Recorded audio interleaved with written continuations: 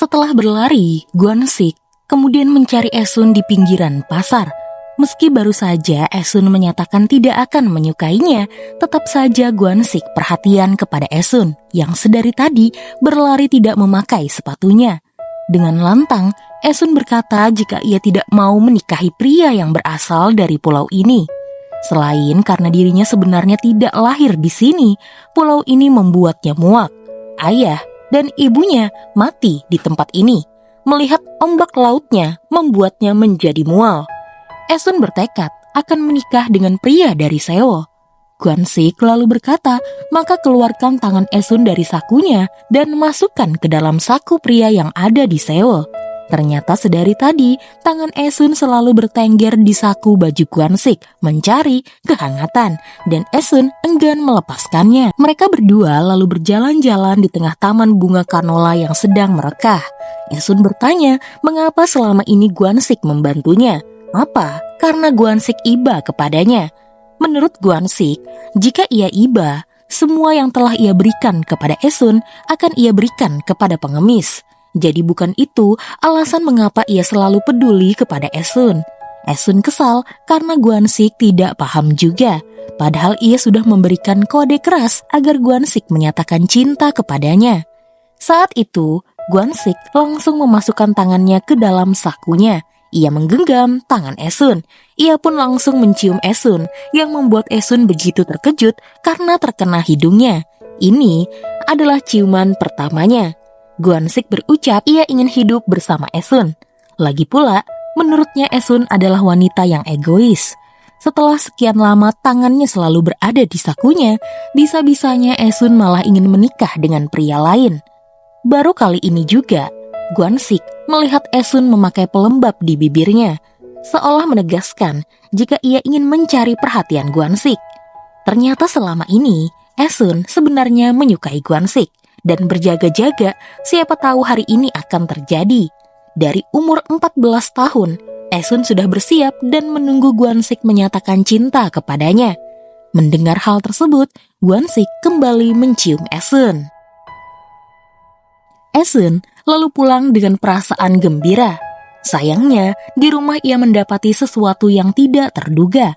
Ayah tirinya membawa wanita lain ke rumah mereka. Dengan jelas wanita itu menyatakan tidak menyukai Esun yang tidak ada hubungan darah dengan suami barunya. Ia tidak mau menjadi budak dan mengasuh Esun.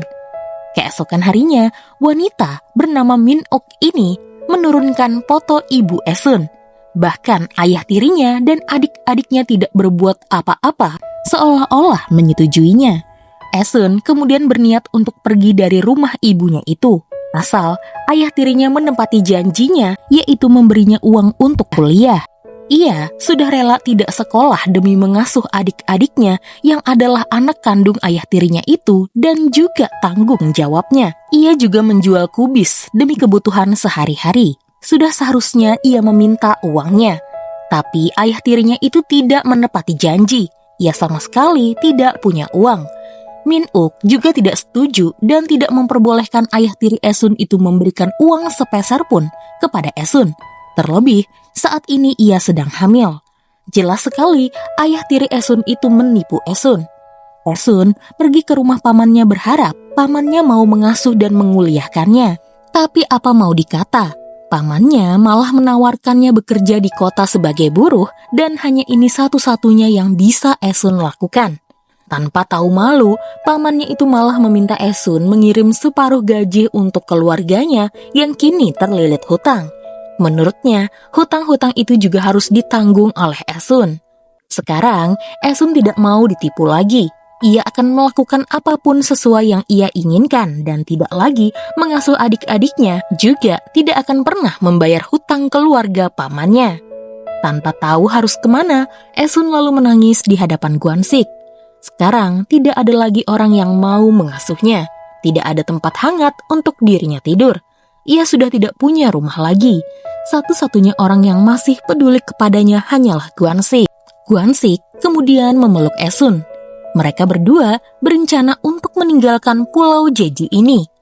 Esun kemudian mencuri barang-barang milik Min Ok. Ia harus mengambil haknya kembali. Mereka berdua kemudian berlari menuju pelabuhan dan dengan berani melangkah untuk kehidupan yang lebih baik. Singkatnya, Esun dan Gwansik sudah naik kapal dan meninggalkan Jeju.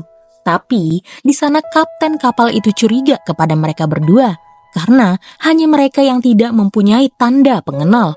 Apalagi jika dilihat-lihat, ternyata mereka berdua masih muda. Sepertinya mereka adalah anak yang kabur dari rumah. Esun pun berkata dengan lantang, turunkan saja mereka berdua di lautan. Mereka tidak akan pernah terpisahkan, karena mereka adalah sepasang suami istri. 부부인데요, 우리? 타자 여보. Singkatnya, sampailah mereka di kota Busan. Di sana, mereka berniat menggadaikan emas yang Gwansik curi dari rumah neneknya. Sayangnya semua barang yang dicuri Esun ternyata palsu. Tempat pegadaiannya menolak karena mereka tidak membawa tanda pengenal. Karena lelah, mereka pun menginap di sebuah motel. Untuk menipu pemilik motel tersebut, mereka berkata jika baru saja dompet mereka dicuri, sehingga mereka tidak membawa tanda pengenal. Tapi, Esun dan Gwansik meyakinkan pemilik motel itu jika mereka berdua adalah suami istri dan baru saja menikah. Beruntung sekali istri pemilik motel itu mau bermurah hati menerima mereka berdua. Selain kamar, Esun dan Gwansik juga diberi makanan minuman dan Esun dengan polosnya mengira semua ini benar-benar gratis. Ternyata di kota sama sekali tidak buruk. Istri pemilik motel itu menggoda mereka berdua karena tampaknya malam ini adalah malam pertama mereka. Dia menyemangati Gwansik untuk berusahalah sebaik mungkin. 이 오빠 있어. Pagi harinya, Gwansik yang baru saja kembali dari kamar mandi sadar bahwa tas-tas mereka sudah menghilang. Mereka berdua lalu protes dengan pemilik motel ini. Namun rupanya, suami istri pemilik motel itu berkata jika Esun dan Gwansik tidak membawa tas apapun. Makanya mereka kasihan. Esun pun menangis karena di dalam tas tersebut ada foto ibunya. Mereka yakin selain penipu, suami istri pemilik motel ini juga pencuri. Istri pemilik motel itu mengancam Esun dan Gwansik untuk mencari buktinya. Jika tidak, maka ia akan membawa Esun dan Gwansik ke kantor polisi. Esun dan Gwansik tidak bisa apa-apa kecuali membalas dendam. Saat malam hari, mereka menyelinap kembali masuk ke dalam penginapan dan di sana mereka harus mencuri hak mereka. Saat Gwansik berhasil mengambil kotak uang, Esun melihat jepitan rambut miliknya ada di kepala anak pemilik motel tersebut. Esun kemudian mengambil miliknya kembali meski sudah dilarang oleh Gwansik karena akibatnya anak itu pun terbangun dan sepasang suami istri pemilik motel itu langsung mengejar mereka berdua. Istri pemilik motel itu berhasil menangkap Esun. Mereka mengancam agar Gwansik segera mengembalikan kotak uang milik mereka. Jika tidak, Esun akan mereka hajar, lalu mereka jual. Esun menyuruh Gwansik untuk pergi saja dan kabur membawa uang itu. Namun, Gwansik tidak bisa melihat wanita yang ia cintai disiksa seperti itu. Ia pun membentuk kuda-kuda. Ia bersiap menyerang kedua penipu tersebut. Mereka harus sadar siapa Gwansik dan juga Esun. 기밀이었다.